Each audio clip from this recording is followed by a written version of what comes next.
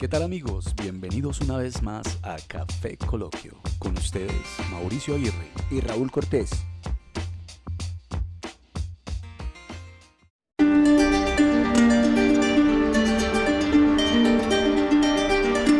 Además de la lluvia normal que todos conocemos e identificamos, se producen fenómenos de precipitaciones extrañas como la lluvia roja. También otras como lluvia de sangre, la lluvia de peces, de ranas o de arañas. Son fenómenos poco usuales pero totalmente reales.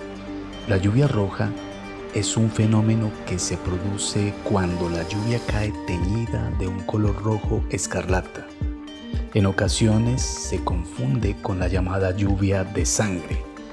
Si bien son dos anomalías naturales que se producen por causas totalmente diferentes, al igual que sucede con fenómenos como la creación de lluvia por los árboles o la siembra de nubes, también hay lluvias que parecen no ser reales, pero lo son.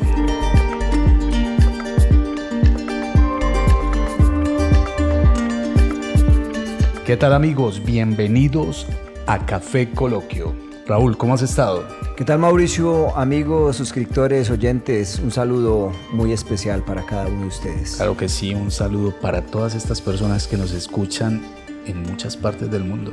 Claro, un saludo muy caluroso para todos ellos. Raúl, bien interesante este episodio, ¿no? Mauro, tenaz, el día que llovió sangre en la tierra. Hemos tenido en Colombia este tipo de fenómenos. Lo había escuchado por ahí, creo que en el Chocó, algo parecido. Pero bueno, es un fenómeno que no se da solo en una región en particular, sino que se da en varias partes del mundo. Y hemos tenido la posibilidad de investigar, sobre todo en la India, ¿no? Que han ocurrido este tipo de fenómenos. Ahora vamos a mirarlo bien a fondo, este fenómeno tan especial que nos lleva a pensar en muchas cosas y a profundizar en ciertos aspectos bien interesantes de cómo se dio la vida acá en este planeta también. A eso nos va a llevar el tema de hoy. Bueno, qué interesante, Raúl. Te invito entonces a que nos sirvamos un café. Invito a nuestros oyentes a que se sirvan su café, se pongan cómodos y arrancamos entonces con este episodio. Claro que sí. Listo, café en mano entonces, el episodio del día de hoy. El día que llovió sangre en la tierra. Entonces, Mauro, en la introducción pues lo expresaba muy claramente, y es que aparte de las precipitaciones lluviosas que todos conocemos, que es normal que cuando llueve agua y posiblemente caiga granizo, y bueno, eso es como lo más a lo que estamos habituados, pero resulta que en la historia de la humanidad han llovido muchas veces objetos extraños, y entre ellos algo que se llama la lluvia de sangre o una lluvia roja, y al caso que nos vamos a remitir el día de hoy es el caso más famoso de lluvia roja que aconteció, Mauro y oyentes, en el año del 2001 en la ciudad de Kerala, que es una ciudad que queda al sur de la India, pero hay que tener en cuenta algo. No obstante, desde finales del siglo XIX se tiene constancia de haberse producido lluvias de colores. O sea, no era la primera vez. Durante 2 meses, una lluvia roja cayó sobre Kerala, lo cual llevó a un grupo de científicos a investigar a qué se debía esa coloración. Ahora, te cuento pues aquí un dato que pronto no sabías. Llovió durante 2 meses, y ¿sabes cuánta cantidad de esta lluvia roja cayó en Kerala? 50 toneladas. 50 toneladas. De este material rojo. Ah, bueno, de este material, porque si hablamos del agua como tal, bueno, no, sería muy poco, ¿no? Sí, de este material rojo. Pero bueno, Mauro, ¿por qué no contextualizamos a nuestros oyentes esa ciudad de Kerala? ¿Qué es? ¿Dónde queda? Es una ciudad costera, ¿no? Es una ciudad costera de la India, es un estado federal, un estado federal situado en la costa suroeste de la India, y se le conoce por ser el estado más alfabetizado del país, de la India. El 90% de la población cuenta con ese grado de alfabetización. Exacto, ¿cierto? Y con su capacidad lectora, También se habla de que es uno de los países, de las ciudades, perdón, de la India o estados más avanzados en términos de asistencia social. Tienen muy buen acompañamiento y muy buenos programas en el aspecto social y en la calidad de vida. Además son precursores del La turismo, Ayurveda. no, y del turismo como ecológico. Ah, sí, sí, claro que sí. Es un estado cuya capital es Trivandrum. Y como lo decías, ellos son precursores del turismo responsable, ecológico, y también es el único estado en la India donde se practica Ayurveda como sistema de medicina con dedicación absoluta. El Ayurveda, Mauro, es una medicina ancestral, integral, que tiene que ver con la alimentación, con ejercicios de respiración, con una cantidad de cosas, y es muy completo. Es muy completo este sistema Ayurveda, de medicina Ayurveda. En este estado y en su capital, que es Trivandrum, pues tiene el Ayurveda como el sistema de medicina. ¿Cómo te parece, pues? Pues bien interesante. ¿No sabes qué me llama la atención de esto? Sí. Hay dos cosas que me llaman poderosamente la atención desde que arrancamos el episodio. Y es que debe ser algo terrorífico usted enfrentarse a una lluvia de arañas. Debe ser tenaz. Pues particularmente no tengo ninguna fobia con las arañas, pero es una araña de respeto. ¿No sufrís de aracnofobia? No, pero también me llama mucho la atención. Yo nunca había escuchado el nombre de esta ciudad, Kerala. Uh-huh. Y mira las características que tiene esta ciudad, Raúl. Me parece muy particular esto y es importante que de pronto lo analicemos, porque siempre se muestra una cara de la India donde se ve pues como esa pobreza extrema, la miseria y las malas prácticas de higiene en preparación de alimentos, ¿verdad? Incluso también pues tratan de mostrarnos una cara de espiritualidad de la India muy interesante, pero pasan cosas muy terribles. Uh-huh. Sin embargo, oh sorpresa, nos encontramos pues en ese episodio con Kerala, que debería ser como de pronto una ciudad más promovida, ¿no? Como que se le diera más nombre, más luz. Pero es que imagino que eso debe ser muy bonito, ¿no? No, pero de hecho sí. Lo que pasa es que tal vez la estamos conociendo por este fenómeno, pero Kerala, si tú entras a internet, te vas a dar cuenta cómo la promueven. Sí. Turísticamente mueve bastante. Bueno, igual también pecamos porque entendemos que conocemos las cosas por lo que nos muestra la televisión, por las películas, uh-huh, documentales, y pues siempre nos hablan de esa parte principal de la India, que es Bengalí, uh-huh, el río, todas estas partes pues. Claro, nos muestran siempre este río donde creman a Ganges, el río Ganges. Claro, nos muestran ciertos templos llenos de ratas y todo eso, pero mira que se desconoce. Y también la forma en que en la India la comida callejera, pues que... Claro, entonces... Debe ser complicado que fuéramos a darnos un paseíto por allá para poder... Pero Mauro, ese es el peligro de las redes. Uh-huh. Que te muestran ciertas cosas, pero no te muestran todo en contexto muchas veces. Entonces hay que tener cuidado, pero mira... Que era el peligro que anteriormente tenían las películas. Mira que yo escuchaba gente que...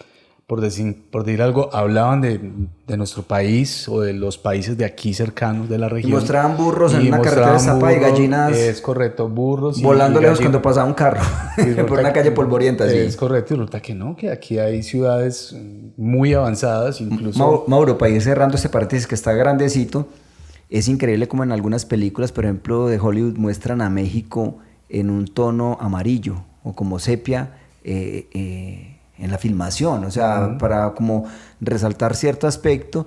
Y en una película de Hollywood, pues que Avengers, que creo que la India se quejó, creo que es la primera película de Avengers, o del Hombre Increíble, muestran a la India en Mumbai, o unas casas, unos tugurios, la cosa más paupérrima, ¿no es cierto? Pero es eso, uno no se puede dejar llevar por ese tipo de sesgos que a veces se muestran en las películas o en las redes. Sí, es una información que está muy alejada de la realidad, ¿cierto? O sea, bueno, Mauro, cerremos el paréntesis que está muy largo. Pero entonces, está bueno. Bueno, una vez cerrado el paréntesis de Kerala, ciudad hermosa, estado bonito, y Trivandrum, que es la capital, lo invitamos a que la conozcan. Una vez cerrado ese paréntesis, Mauro, en el 2001 empieza a caer una lluvia pertinaz, fuerte, y empieza a teñir de rojo las calles, empieza a formarse charcos. Imagínate, pongo a los oyentes en este momento a que imaginen, ahora por acá en Medellín está lloviendo mucho, sabemos pues.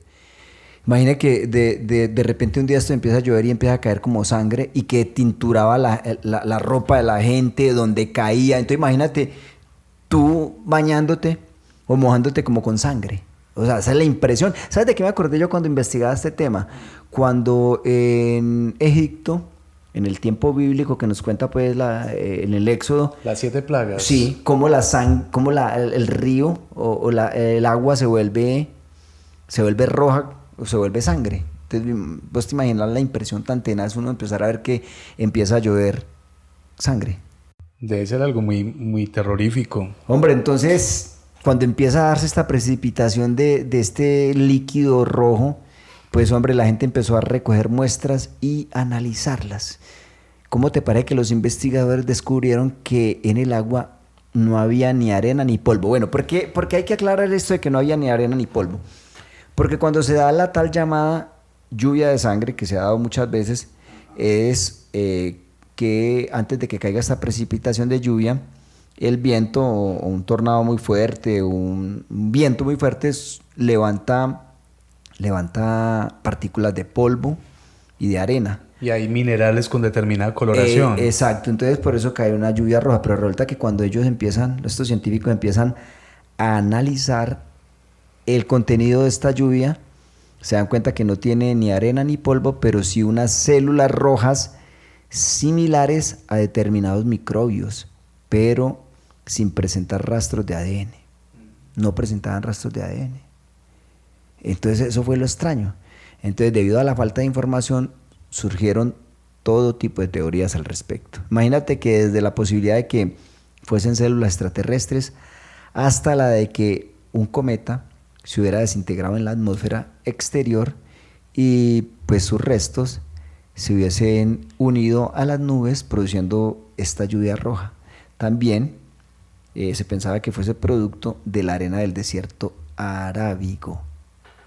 ¿Cómo te parece pues ya lo que estaba suscitando esta lluvia roja? Bueno, pero esto es hacer ciencia, así se hace la ciencia y así trabajan de esta manera los científicos. A partir de hipótesis. A partir de hipótesis, ir descartándolas. Uh-huh. Pero mira qué particular, porque es que no encontraron, como lo decías ahorita, rastros de ADN y no había tampoco arena. Entonces finalmente... Ni polvo. Pero es que mira, eso fue en el 2001. Y póngale cuidado, en el año 2006 se volvió a producir una lluvia de este tipo y los investigadores pudieron profundizar más. Del 2001 al 2010 pues ya tenían, digámoslo, unas herramientas más avanzadas científicamente hablando para poder estudiar este tipo de materiales, este tipo de lluvia. Pues se tenía, digámoslo, ya más capacidad para profundizar en esto. Entonces, en esos 9 años, lograron dar entonces ya como con una conclusión, ¿no? Sí, eso se dio en el 2006. En el 2010, bueno, la primera fue en el 2001, acuérdate, en Kerala. En el 2006 se volvió a presentar otra precipitación o lluvia roja. Y en el 2010 la ciencia dio con la explicación que parece la más lógica. Digo parece porque no vamos a decir que esa es, porque vamos a ver más adelante ciertas hipótesis que no son descabelladas y me parecen muy interesantes. Resulta que así, en el 2010 llegaron a la conclusión de que la lluvia roja que cayó en Kerala pudo deberse a la expulsión terrestre de unas algas o de unos hongos en forma de esporas o células, que con el tiempo estas algas se habrían acumulado en la estratosfera. ¿Cómo te parece pues? Hasta precipitarse en forma de gotas de lluvia. En concreto, se tratarían de esporas llamadas Trentifolia, un tipo de alga verde cianótica formadora de líquenes o de líquenes. Pero el charro, pues, que si son verdes, ¿por qué caía roja? Sí. ¿Vos qué pensás? Pues eso es lo que Hace un momento te preguntaba cuando estábamos socializando el podcast, bueno, si son verdes, bueno, en fin, de pronto sufren algún tipo de coloración cuando... O los que la estudiaron eran daltónicos. Son verdes y las vieron rojas. Pero entonces también toda la población era daltónica. No, hombre, es una hipótesis descabellada. Pero bueno, entonces ya en el año 2014, en una localidad de Zamora, estamos hablando de España, se dio un fenómeno de lluvia roja similar al que pasó, Mauro, en Kerala en el 2001. Pero en esta ocasión fue debido a ¿qué? A una alga o a un microorganismo llamado H.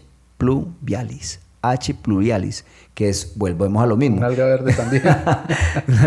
una alga verde de agua dulce que se da en los ríos. Esta se da en los ríos, no en el mar, y es unicelular, que en condiciones de estrés puede producir un pigmento que aporta esa coloración rojiza. Ahí de pronto está la explicación, ¿no es cierto? Uh-huh.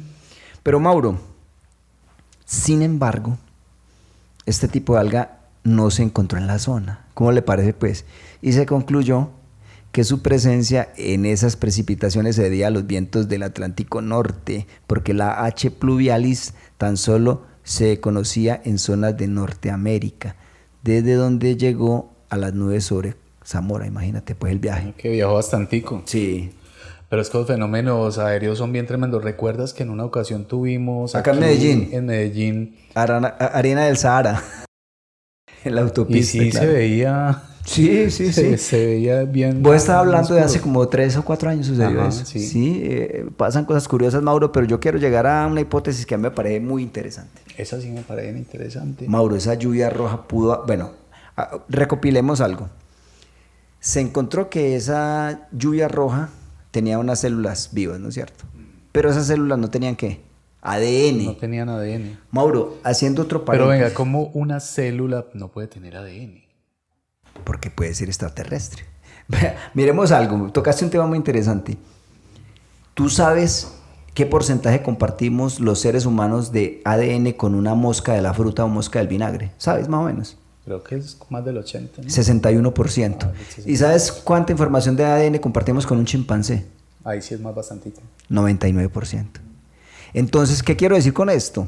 Que si son células vivas, así sea de un microorganismo o de un insecto, debe tener ADN.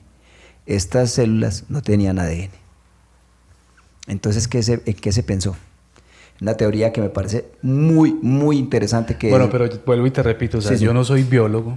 No somos biólogos. Y pues tal vez diga una torpeza, lo digo desde la ignorancia. Desde la ignorancia y la poca lógica que pueda yo argumentar aquí. Vuelvo y repito, ¿cómo es posible que algo a lo que se le denomina célula no cuente con ADN? Bueno, allá vamos, Mauro. Aquí entra una teoría que yo te decía que me parece súper interesante. A mí me parece muy volada. Pero tiene sentido. No, por eso, pero dentro de ese sentido me parece muy volada. Aquí entra la teoría de la panspermia. Mauro, ¿qué es la panspermia? Es una teoría, esa teoría sostiene que la vida en el planeta Tierra es de origen extraterrestre. Su nombre proviene del griego y se compone de 2 vocablos: pan, que quiere decir todo, y esperma, que quiere decir semilla. Entonces, esta teoría fue enunciada, o digamos la empezó a configurar, a construir por primera vez en 1865 un científico llamado Hermann Richter. Nació en 1808 y murió en 1876 este científico, pero también otros estudiosos de la biología comparten esta teoría con él, la teoría de la panspermia, que la vida acá en el planeta Tierra viene del espacio exterior.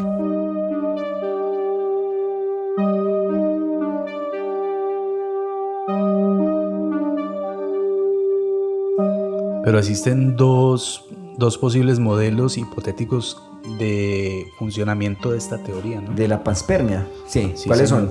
Uno de ellos es el natural. O sea, la panspermia natural. Sí. Propone que la vida llegó al planeta Tierra a través de meteoritos o cometas provenientes del espacio, que impactaron en su superficie y la contaminó como tal, ¿cierto? Con las formas de vida primitiva provenientes de otros astros.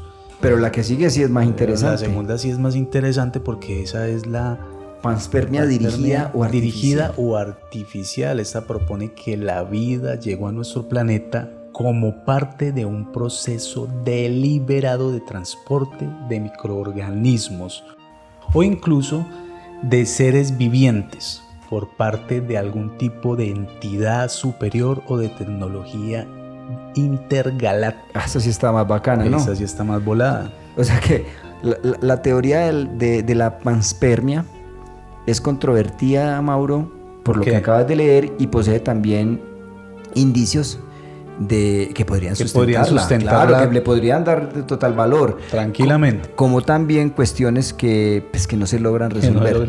Mira, Mauro, por un lado, se conocen las condiciones muy adversas en que algunos tipos de bacterias logran no solo sobrevivir, sino reproducirse, como las extremófilas, que habitan en algunos lugares más inhóspitos de la Tierra, como en los polos. Tienen vida.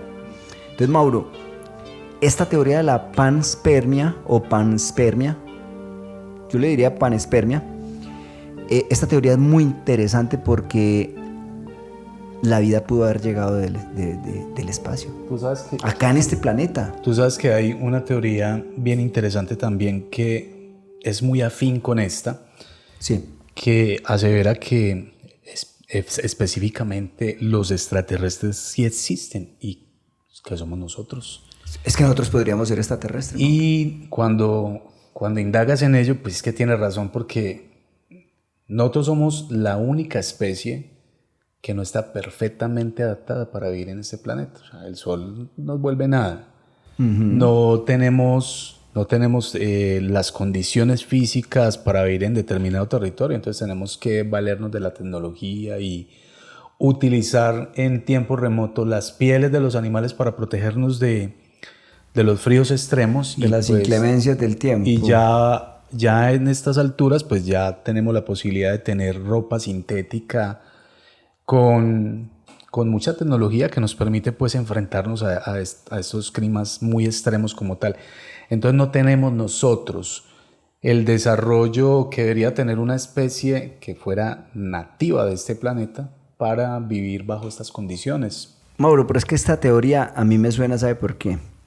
¿Tú has visto cómo, por ejemplo, un bosque o cierto lugar es polinizado o crecen, por ejemplo, árboles o ciertas plantas?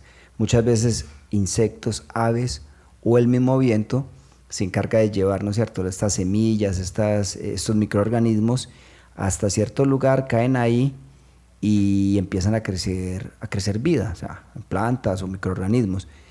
Yo le veo mucho sentido, inclusive muchos científicos han descubierto que en el espacio exterior hay polvo. Hay un polvo estelar, ¿no? Estelar, y resulta que tiene vida, tiene algunos microbios o microorganismos.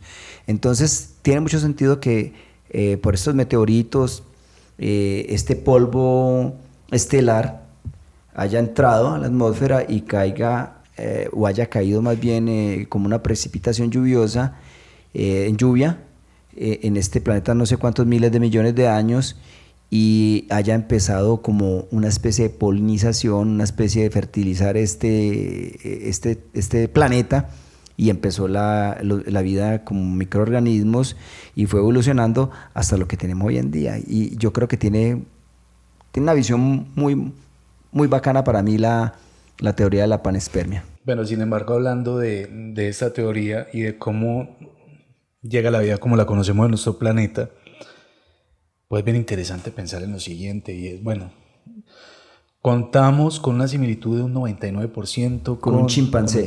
En el ADN, aclaremos. En el ADN, pero también compartimos ciertas similitudes con una mosca. Con una mosca de la fruta, 61% del ADN. Entonces, ellos también vinieron de afuera, porque es que comparten ciertas similitudes. Sí, claro, o sea, es que hablamos de la vida como tal. Cuando hablamos de la vida hablamos de microorganismos, de insectos, de mamíferos, de peces y de humanos. O sea, la vida como tal sobre este planeta. ¿Y por qué ellos sí están perfectamente adaptados y nosotros no? Pero perfectamente adaptados, puede que sí, y hasta cierto punto, ¿cuánto se demoraron para poderse adaptar también? Es un proceso, Mauro. Pero bueno, Mauro, una vez abordada esta teoría, que pues se nos podría quedar muchas cosas por fuera, pero bueno, por lo menos la traemos aquí para nombrarla, y si usted quiere profundizar, pues lo puede hacer. Llegamos a un punto para ir como cerrando este capítulo, esa lluvia de sangre, lluvia roja, que han habido otra clase de lluvias, Mauro, y ahora tú lo nombrabas. Además de la lluvia roja y la lluvia de sangre, porque acuérdate que son diferentes. La lluvia roja es cuando el agua que cae tiene estas partículas de polvo o de arena, y la lluvia de sangre fue la que cayó en Kerala y también en Zamora, que tenía posiblemente unos microorganismos o unas algas que le dan esa coloración roja. Ajá. Entonces, aparte de esa lluvia roja y la lluvia de sangre, en ocasiones se produce una lluvia, por ejemplo, de animales, Mauro. Eso sí es una cosa loca. Una lluvia de ranas. ¿De ranas? Una lluvia de arañas. Ve, ¿sabes qué vi en estos días? Sí. No te estoy hablando de mucho tiempo. Yo creo que por ahí unos 4 meses. No sé, no estoy seguro si fue en China. Una lluvia de orugas, de gusanos, hermano. ¿Usted imagina gusanos cayendo? No, sí. Y ponían las sombrillas y todo lleno de gusanos. Entonces mira que hay lluvia de ranas, ha habido lluvia de arañas, de las orugas o gusanos que te digo, lluvia de peces, lluvia de pájaros. ¿Y cuál es la explicación en estos casos? La explicación en estos casos se relaciona con fenómenos meteorológicos como fuertes vientos, como huracanes o tornados, que aspiran todo aquello que encuentran en su paso, incluida la fauna. O sea que eso funciona como si fuera que una aspiradora. Una aspiradora. Entonces pasa el huracán, el tornado, y eleva a todos esos animales a una altura pues exagerada. A una altura exagerada. Sí. Y cuando la fuerza de ese huracán o de ese viento disminuye, aquello que ha atrapado pues o transportado cae en masa y en un punto en concreto. Ahí es donde se generan estas lluvias. Si un tornado, por ejemplo, pasa por unas charcas... Un lago, pues. O un lago, pues no solamente se lleva el agua. Sí, porque es tan fuerte que la seca. Pero saca todo lo que hay ahí adentro. Sino que también se lleva consigo todo lo que había en ella. Entonces ahí es donde arrastra los peces, las ranas, lo que hay allí, como tal. Y ya después es como...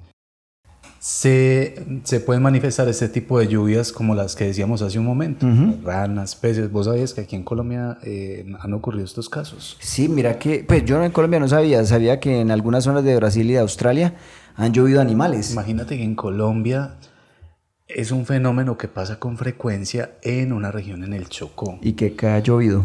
Llueven peces. Y la gente... ¿Y grandes o qué? La gente cosecha los peces. O sea, los cogen, los recogen. Sí, como si fuera la cosecha de los peces. Cayeron peces y consumen estos peces. Tenaz. Y hubo una lluvia muy famosa en Colombia. Incluso, Raúl, hay una nota en uno de los canales, Caracol o RCN, sí, donde un periodista hace una nota de esto y la gente dice, está lloviendo oro, la famosa lluvia de oro. ¿Y qué era? Hay un material, no recuerdo el nombre, pero es lo que llamaban los antiguos cuando buscaban... Oropel, el oropel, que es un oro falso. El que llamaban el oro los bobos. Sí, oropel. Resulta que era oropel. Y caía... Pero también hubo una ocasión donde sí encontraron oro. Pequeñas cantidades de oro. Interesante. Mauro, ¿y qué decís de la lluvia de hamburguesas? Pues así es tremenda. Imagínate, con doble queso, doble carne, sería maravilloso, ¿no? Sí, pero sí, que sepan que hubo la lluvia de hamburguesas. Sí, ¿no? Así sea una película. Así sea una película. Mauro, hay que ponerle seriedad al podcast, hombre. No podemos... Hay que reírnos también de vez en cuando y decir cosas graciosas, muy interesantes. Hombre, pero sí, ya para ir cerrando, pues porque ya vamos a darle cierre, Mauro, muy interesante lo que contaba acerca de él. No sabía lo de la lluvia de oro. Que llovió café en el campo. Ah, bueno, también. También. El maestro Juan Luis Guerra nos puso a tomar café. Saludos a nuestro amigo en República Dominicana, a nuestros oyentes y suscriptores por ahí en Centroamérica. Hombre, del cielo han caído cosas muy extrañas. Muy extrañas, y esta lluvia de estos microorganismos o estas algas, hombre, no, yo creo que no hay que cerrarlo y decir que eran unas algas, pero fueron unas células vivas, pero sin ADN. Extraterrestres, Mauro. Bueno, ahí dejamos la inquietud para aquellos que nos escuchen, de pronto son biólogos y nos pueden dar luz al respecto. Yo vuelvo y digo lo mismo, la misma interrogante: ¿cómo es posible que haya una célula que no cuente con ADN? Una célula que tiene vida, pero no ADN, es no extraño ADN. eso. Mauro, pero así no sean biólogos, los invitamos a que nos escriban en los comentarios acerca de este tema, porque me parece que es un tema, aparte interesante, también muy, muy importante, pues, reflexionar acerca de cómo llegó la vida a este planeta. No solamente dar una explicación religiosa, que es mucho más sencilla decir, bueno, y no desconocemos eso, de que haya un ser superior. Pero ¿cómo se dio la vida acá? Posiblemente fue una lluvia extraterrestre. Pero bien interesante lo que acabas de decir, porque es que mira cómo la lluvia siempre ha tenido una participación misteriosa en la historia. Divina y misteriosa en la historia de la humanidad. Mira, contamos con el diluvio. Diluvio universal. Que por cierto, hay muchos diluvios. Sí, tú estás nombrando el de la Biblia, pues, que se habla en el Génesis, pero que el más, pues podríamos hablar del más reciente, pues, o el que más se conoce. Sí, pero los sumerios ya hablaban, pues, de un diluvio, los mayas. Incluso en textos hindúes también muy antiguos, incluso que más antiguos que la Biblia, claro. Anteceden, pero tal vez 1000 o 2000 años al texto bíblico ya existía un diluvio. Mauro, conclusiones entonces de la lluvia de maná. También. Del cielo han caído cosas bien interesantes. Te digo, es que la lluvia tiene una relación bien interesante. No, pero es que la lluvia también es vida. La lluvia es vida. Y sabes que me pasó por alto, pero quisiera traerlo, la lluvia de los árboles que hablabas al inicio y sembrar lluvia. Tú tuviste la posibilidad de ver eso, Yo tuve la posibilidad en el Chocó de ver la tal lluvia de los árboles, y es que los árboles en su proceso de fotosíntesis no solamente nos ayudan a nosotros eliminando, pues, esto tóxico y generando oxígeno, sino que por las hojas hay como unos microporos, unos poritos, y por ahí sale vapor de agua que va subiendo.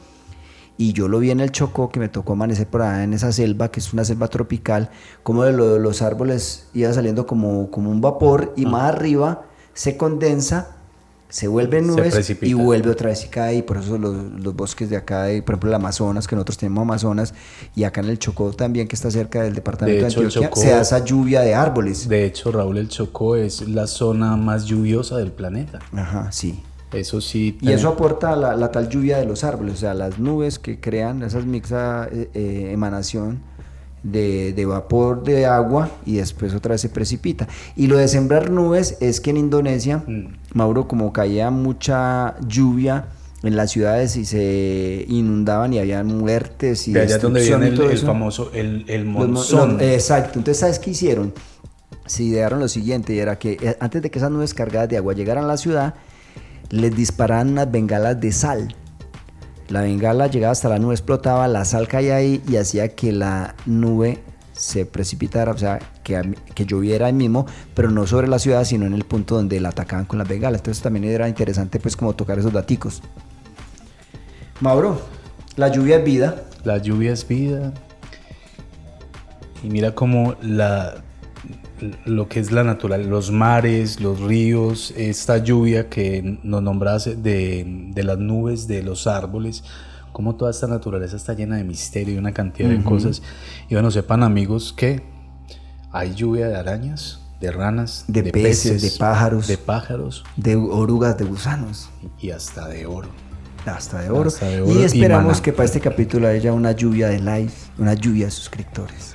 Muy bien, estuvo muy buena ese datico, Raúl. Bueno, amigos, llegamos al final de este episodio. Esperamos que haya sido de su agrado. Recuerden que nuestro correo electrónico es kfecoloquio@gmail.com y que nos encuentran en iVoox, en Spotify, en YouTube y en Apple Podcast. Y como dice Raúl, esperamos esa lluvia de likes y que nos compartan y que comenten cuál es ese tema que ustedes quieren que nosotros investiguemos y lo narremos aquí en el podcast. Raúl, nos escuchamos en un próximo episodio. Mauro y oyentes, hasta pronto. Hasta pronto. Acabas de escuchar Café Coloquio Podcast. No olvides suscribirte en nuestras redes sociales. Nos puedes encontrar en Facebook como KFE Coloquio Podcast y en Instagram igualmente como KFE Coloquio Podcast. No olvides buscarnos también en YouTube y recuerda que estamos en las principales plataformas de streaming. Hasta un próximo episodio.